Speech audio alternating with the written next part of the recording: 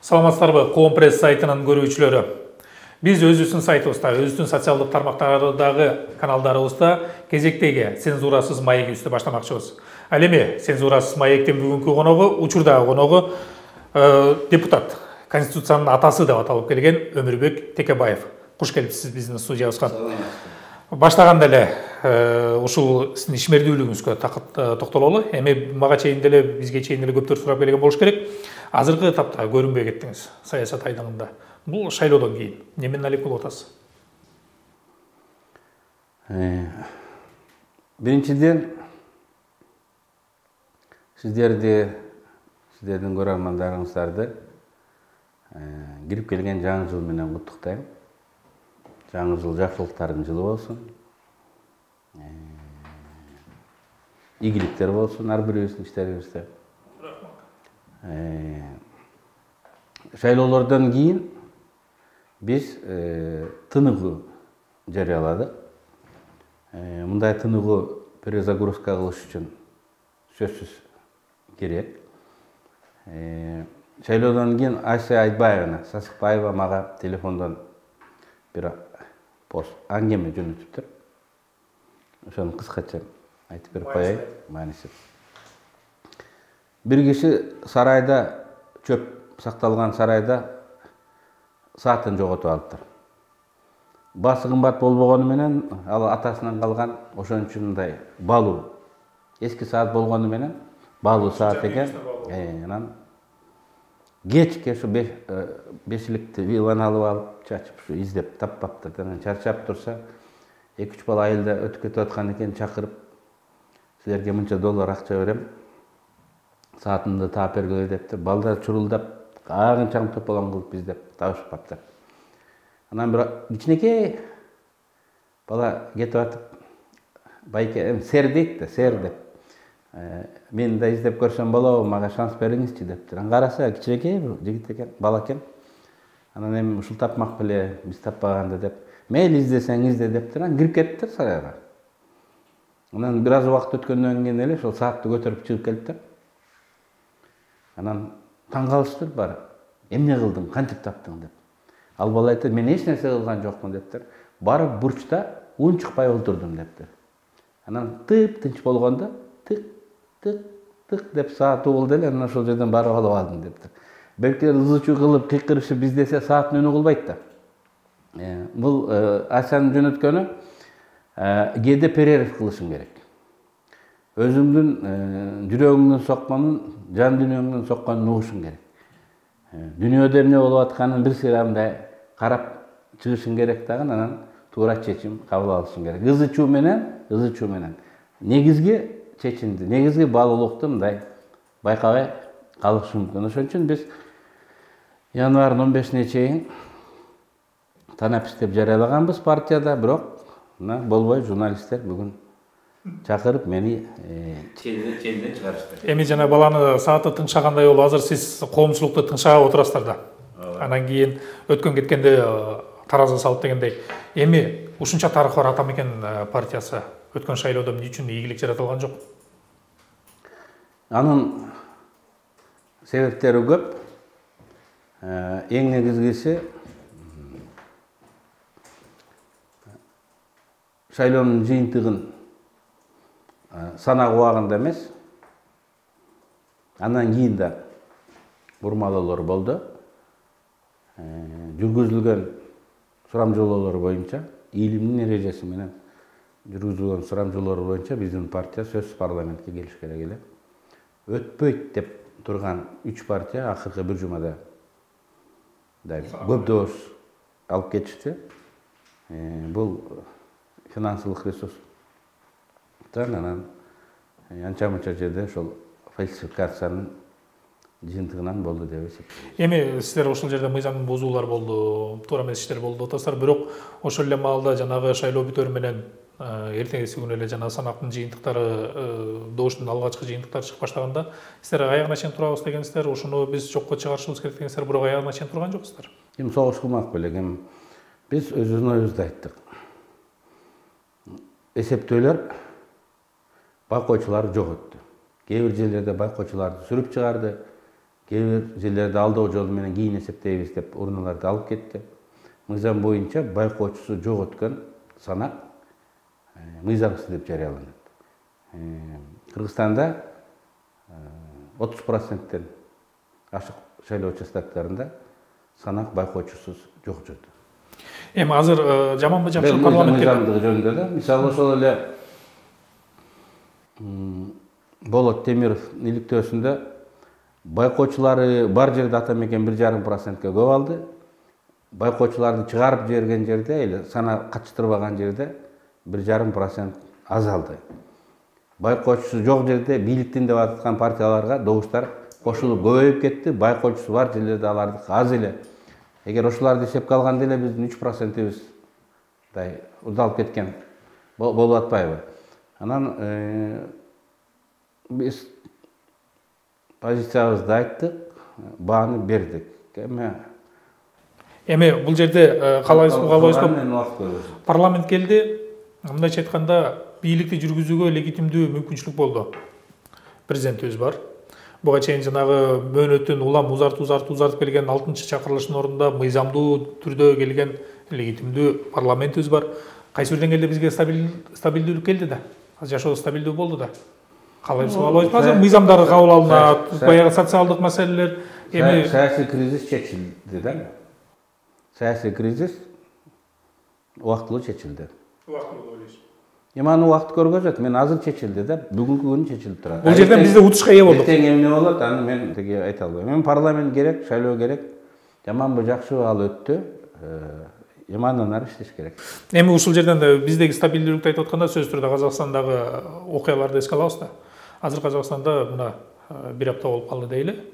Орой айтканда канча күндөн бери ызы-чуу болуп атат, ал эмес ок атылып адамдар өлүп атат. Буну биз 2005 жылдан бери бир нече жол баштан өткөрдүк. Эми ушул экөөнү алганда Казакстандагы окуя менен Кыргызстандагы окуяда параллель жүргүзсө болобу? Окшоштуктары, кемчиликтери же айырмачылыктары. Кандай параллелдер бар?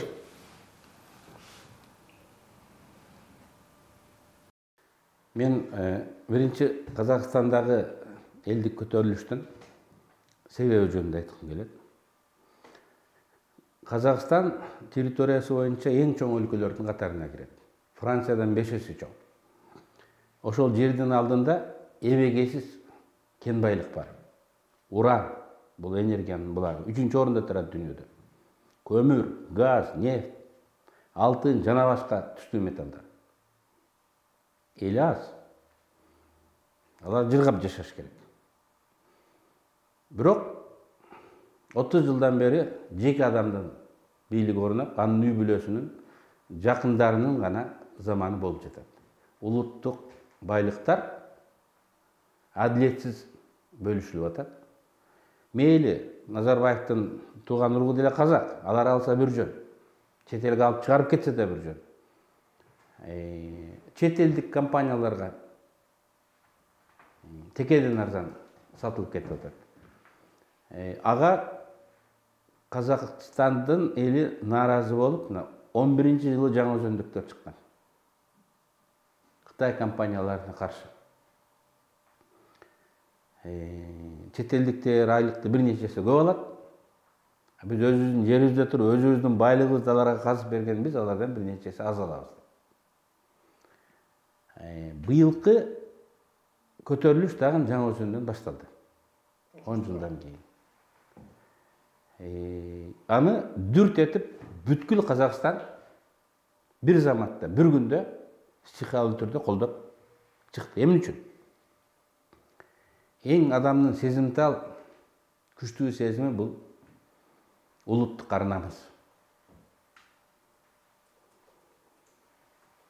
Бир уйдун мүзү сынса, 1000 уйдун мүзү зымырайт дегендей бир паста тарайт.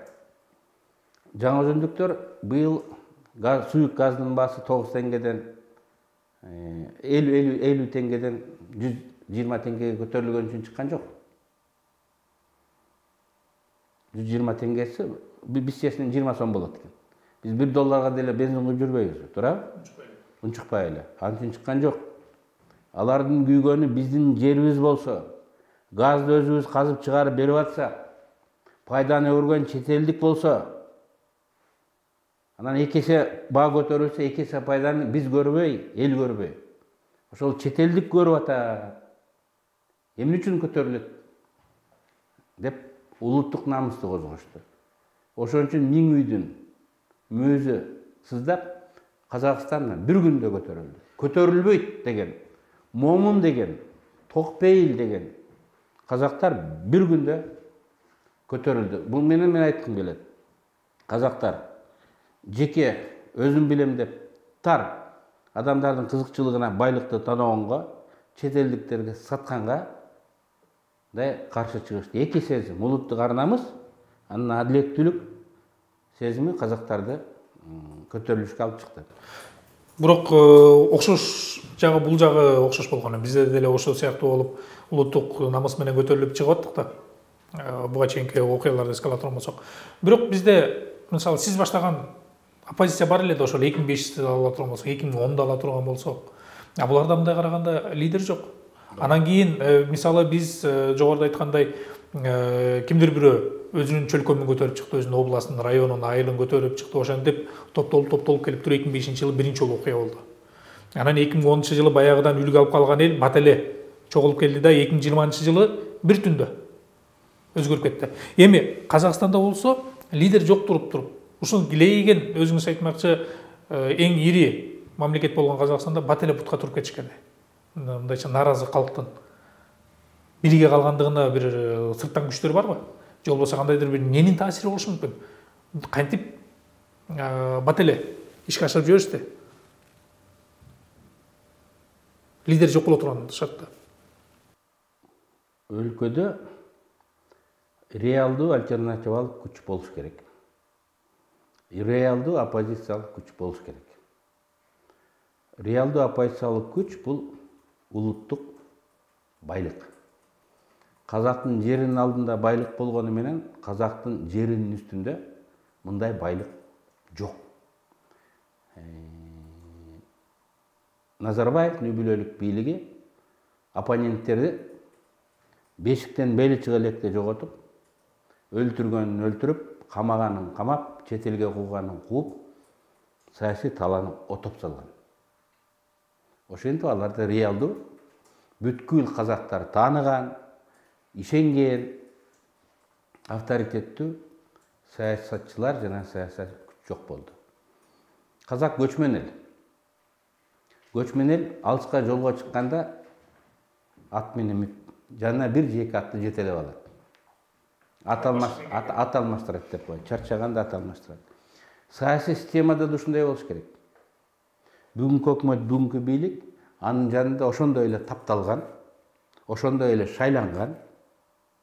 Керек болсо атты алмаштырып, ошо эл отуруп, чарчаганды четке коюп кете бере тургандай саясий күчтөр болуш керек.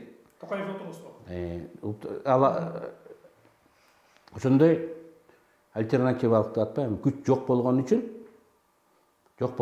эл карайлап калды. Көтөрүлүп чыкты, шаар, район болуп. Баарын башын бириктирип, алардын каалоолорун системалаштырып, бийликтин алдына коюп, алар менен сүйлөшүүнү жүргүзө турган адам болгон жок. Бийликтүү адам болгон жок. Ошондуктан бул көтөрүлүш мындай токтоп, какап калды деп коет да, токтоп калды. И провокаторлор пайдаланып, андан бийлик пайдаланып, азыр күч колдонуу жолуна өттү. Менин жеке оюм, казак эли да, кыргыздар да эле чындыкты, эркиндикти сүйгөн намустуу эл. Алар да өз байлыгына өзлөрү ээ болуш керек, өз тагдырына өзлөрү ээ болуш керек. Бир үй бүлөнүн менчиги болбош керек. Эми бир кырдаал. Айырмасы ушулда, айырмасы бизде ошондой күчтөр ар дайым болгон, тең ата күчтөр болгон. Мунусу болбосо экинчиси менен эл ээрчип жетелешип кете бере турган. Бийлик менен тең ата сүйлөшө турган адамдар болгон. Оппозициялык күчтөр болгон. Казакстанда мына ошол жок болгон үчүн мына бүгүнкү кырдаал жаралып отурат. Бирок эң негизги бир артыкчылык бар. Бул Казакстандын бүгүнкү кырдаалдагы геосаясий орду. Картаны карасаңар, эбегейсиз Россиянын ортосунда тең бөлүп турат. Тең бөлүп турат. Россия үчүн Казакстан стратегиялык маанилүү. Россия туш тарабынан душмандары кучап калды. Путин бир нече жыл мурун айтты. Ушундай айтты, эскертти. Эгер Россияны бөлүп жарып жоготобуз деп атасыңар, эгер Россия жок болсо, мен үчүн адамзат бир тиyin. Дүйнөнүн кереги жок. Өзүм менен кошо, Россия менен кошо барыңарды жарам. Бомба менен деп айткан. Булардын стратегиясы, доктринасы ушундай. Ошон үчүн мынакей НАТО босогомо келип калды. Украинаны НАТОга алган атасыңар деп, ал батышка, Европа менен Америкага ультиматум койду. Токтотосуңар, мен керек болсо согуш кылам деди. Ушинтип айтты. Военно-технический ответ берем деди да. Керек болсо согуш кылам деди. Аскеринин бир бөлүгүн жыйнап, Украина жакка алып барып коюп койду. Эме элестет. Орустар батыштан коркунуч келет экен деп аякты күтүп турса согушам деп. Бир түндө тарс этип бомба коросунан жарылды. Казакстанды ким жарганын казак бийлиги да, орустар да, биз да билбей калдык. Бул бир күндө 4-нөн 5-ине караган түн үчүнчү күч болушу мүмкүн. Вот жарылды. Анан кийин мына сенин реакцияң. Башка бирөө болушу мүмкүн үчүнчү күч деп. И баары ошентип ойлоду. Муну үчүнчү күч пайдаланып кетиши, болбосо да үчүнчү күч пайдаланып кетиши мүмкүн деди. Сириядан, Апкаткадан өтүп согушуп келген адамдар эң көп Казакстанда. Билесиң, казактар үй бүлөсү менен барып согушуп келгендер да. Эгер 1-2 жума тартипсиздик болсо, бүт түркчө сүйлөгөн, орусча сүйлөгөн, Сириядан, Ирактан, Ливиядан, Апкаткадан өткөндөрдүн баары берге келип согуш чыгып кетиши мүмкүн. Баары ошентип ойлоду. Биринчи кезекте орустар ойлоду. Америка бар деп, душман. Бомбаны бизи күтпөгөн жактан короодон жарды. Деди дагы. Ошон үчүн анын реакциясы жанагындай болду. ОДКБ уставында каралбаса дагы Казакстанга аскерлерди киргизебиз. Казактар өзү эптей албай калды деди да. Ошондуктан бул чечим Россия мамлекетинин бүтүндүгүн сактап калыш, ошол маселеде Казакстандын геосаясий ордунан улам болуп жатат. Ал эми Кыргызстан эң четтеги бурчтагы кичинекей өлкө болгон үчүн бизде анчалык кызыктуулук биз Россияга биздин бар жок экенибиздей коркунуч туудурбагандыгыбыз үчүн мындай реакция алар жасашкан эмес. Айырмасына геосаясий Россиянын тагдырындагы геосаясий ордубузда дагы. Эми азыркы этапта ошол ОДКБ деп коелу, орусча эле. ОДКБнын аскерлерин суранып атышат. Анан кийин эгерде аларды киргизе турган болсок, бүгүн эле ошол аракетке каршы чыккан активисттер, коомдук активисттер ишмерлердин айтымында, эгер антип киргизе турган болсок, бул прецедент болот. Эгер эртең бизде дагы кандайдыр бир толкундоолор болуп калса, сөзсүз эле бийликти алмаштыруу эмес, митингдер болот, акциялар болот, ошондой болуп калса, ОДКБ келип кийлигиш баштайт. Анткени бул сырттан келген күчкө лайыкталган аскердик. Ооба, эгер бирок ички иштерге кийлигишип атат. Ооба, бийликтегилер 1-2 объектин жарып террористтер келди деп чакыра бериши мүмкүн. Ал жагы бар. Бирок мен жана айткандай, Россиянын тагдырына биздин геосаясий таасирибиз Казакстандыкына караганда мындай аз. Россия деле көрүнгөн жерге мындай бастырып кирип өзүнүн дүйнөлүк репутациясын мындай жоготкусу дагы келбейт. Бул биринчиден. Экинчиден, Россия үчүн Казакстан абдан чоң мааниге ээ. Ал жер Казакстандын тынччылыгы. Бирок мен бир нерсени айткым келет казак туугандарга. Ынтымакты жоготпош керек. Мамлекеттин бүтүндүгүн жоготпош керек, Украинадай болупчу. Суверендүүлүктү жоготпош керек. Ал үчүн жоопкерчиликтер эл гана эмес, биринчи кезекте бийликтегилер. Президент Такаев жана башкалар. Алар элин коркутуп, аскер менен сүргана көргөзбөстөн элге реалдуу саясий трансформациянын жол картасын көргөзүш керек, планын көргөзүш керек. Биз моундай өзгөртүүлөрдү жасайбыз. Лидер жок эл угабы ошондо? Эми ынандырып айтса болот, официалдуу лидер Такаевди. Мына силер кааладыңар, мындай кылабыз, тигил мындай болот. Жер байлыгыбыз мындай иштейт, мынчасы элге калат, мынчасы республикалык бюджетке кетет деп, мындай ынандырып сүйлөп реформаларга барыш керек. Күч менен колдонуп, элди убактылуу гана токтото аласың.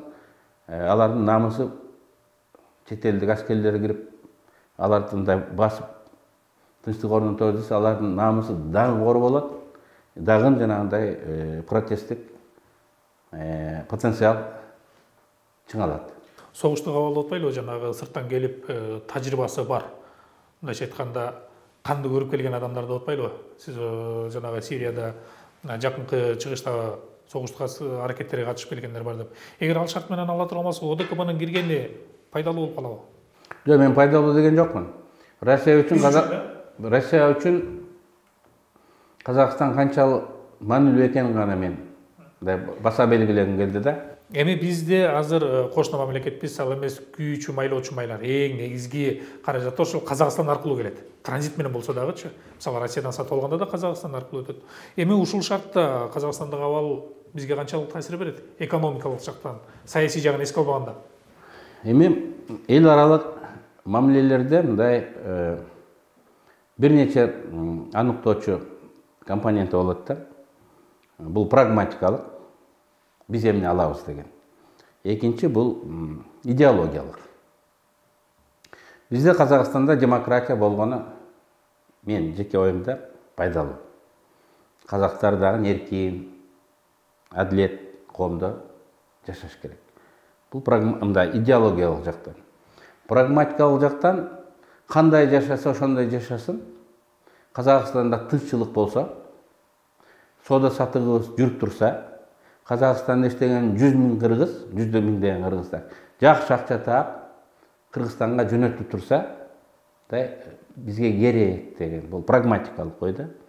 Россияда демократия барбы жокпу, эмне кыласың? Путин кандай башкарса, ошондой башкарсын. Ошол жерде иштеген миллион кыргыз жакшы акча иштеп таап Кыргызстанга жөнөтүп турса, биздин товарларыбыз аякта сатылып турса деген, бул прагматикалык биздин кызыкчылыгыбыз да. Анан ошол эки кызыкчылыкты, мисалы, ар дайым дал келе бербейт. Биз кайсынысын приоритет деп тандап алабыз, биз чечишибиз керек. Биздин саясат, тышкы саясат ушунда да. Анан идея деп, башка максат деп, анан кийин ал жакта бир аз дезорганизация болуп, экономикалык байланыштар, экономика начарласа, биздин товарлар, импорт товарлар кымбаттайт. Биздин товарлар экспорттолуп ал жакка аз өтүп калат, анткени алардын мүмкүнчүлүгү азаят да.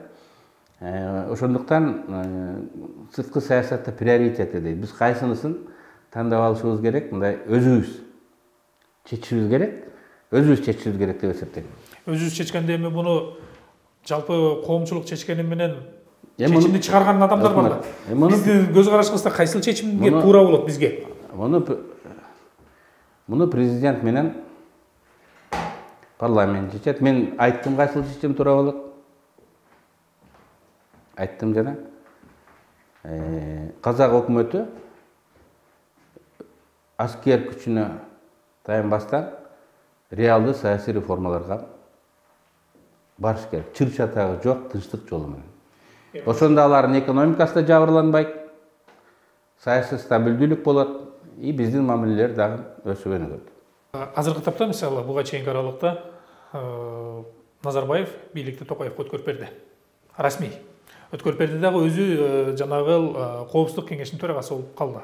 Мына кечинки окуядан кийин Коопсуздук төрагасынан дагы кетип, Коопсуздук кеңешинин төрагасы дагы Токаев өзү болду. Бул шартта биз Назарбаевди чындап бийликтен кетти деп айта алабызбы, же дагы деле сыртта туруп башкаруусун жүргүзүп атабы? 30 жыл иштегенде жана тамырлап кеткен да. Иш жүзүндө Назарбаев кеткен эмес. Такаев да, саясий партияларда, парламентте бул марионеттик Назарбаев уккан, ошону эркин аткарган органдар болгон. Ошон үчүн эл чал кет деп бүгүнкү бийликте эмес Назарбаев да айтып атат да. Алардан тазаланыш керек. Эми тазаланган бул жана иллюстрация деп коет. Шайлоо жолдору менен тазаланса болот. Чек коюу жолу менен тазаланса болот. Кылмыш жообуна тартуу жолу менен тазаланса болот. Эми ал жолду казак туугандар өзүлөрү тандап алыш керек. Жок, бүгүнкү күндө орунда ким отурат? Токаев же Назарбаев? Эми бүгүнкү күн Назарбаев, бүгүнкү күн Токаев да. Бирок анын адамдары бардык жерде бар да. Алардын кызыкчылыктары бар жеке. Эл алдында жоопкерчилиги бар. Ошондуктан алар баары бир тизгинди берсе да чылбыр эски саясатты жүргүзө берет. Ошон үчүн саясий трансформация болуп, системаны өзгөртүп, шайлоо жолу менен бир сыйра тазалап алыш керек. Тактоочу айтып атам да, мисалы Текебаев деп турган, мисалы Назарбаев кетти, өткөрүп берди. Чындап эле бийликтен кеттүү, саясаттан кеттүү же болбосо тизгинди кармап деле отурабы же чылбырды кармап. Айтпадым, анын адамдардын баары системада отурат да. Алардын кызыкчылыктары бар. Тазаламайынча эл да ынанбайт, саясатта кескин өзгөрбөйт. Демек дары эле саясат жүрүп тур. Эми жыйынтыктоочу суроо болсун, өзүбүздүн саясатка келели. 15 январда сиздин партияңыз тыныгуудан чыгат. Аракеттериңиздер кандай болот? Ички саясаттагы жолбосо аны 15 январдан кийин көрөбүз. Кеңешебиз, план программабызды тактайбыз. Анын өзүнчө презентациялайбыз. Азыр айтышат. Но бирок биз бар болобуз, биз иштейбиз. Урматтуу Коом пресс сайтынын көрүүчүлөрү, кезектеги цензурасыз маекти жыйынтыктап жатабыз. Аны алып барган мен Эрмегат Токуров болом. Ал эми коногубуз Ата Мекен партиясынын төрагасы, Конституциянын атасы аталып келген Өмүрбек Текебаев болду.